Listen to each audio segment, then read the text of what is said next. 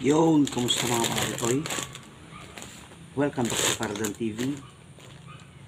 Yan, so mag-apply lang tayo ng vermicast sa ating mga sile. Yan, ito yung nasa 330 ml na soda can. So lalagyan natin yung vermicast tsaka itong flowering stage natin na yan, super hots. Yan, so gagawin natin dito, bubungkalin lang natin sa gilid ng ating tanim, tapos ng medyo malalim, tsaka natin nalalagyan ng vermicast. Ganoon din dito. So maraming salamat sa Iron Backyard. Purong vermicast. Yan, puro yung vermicast ng Iron Backyard kasi meron silang alagang African night crawlers. So napakapuro ng vermicast nila. Yung so bubudbud lang natin sa gilid. Yan.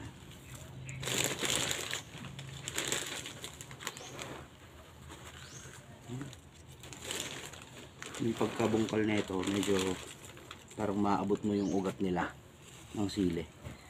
Yan.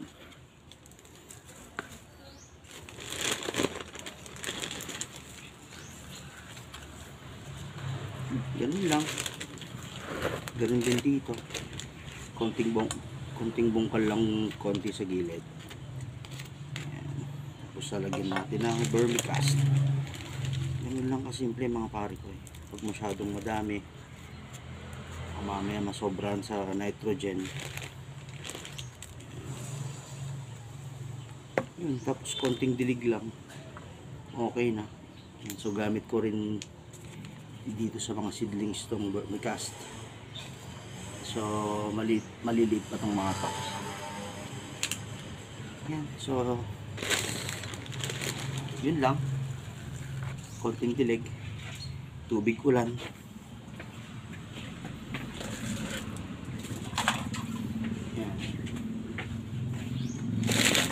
Tubig ulan tayo dito, mas maganda.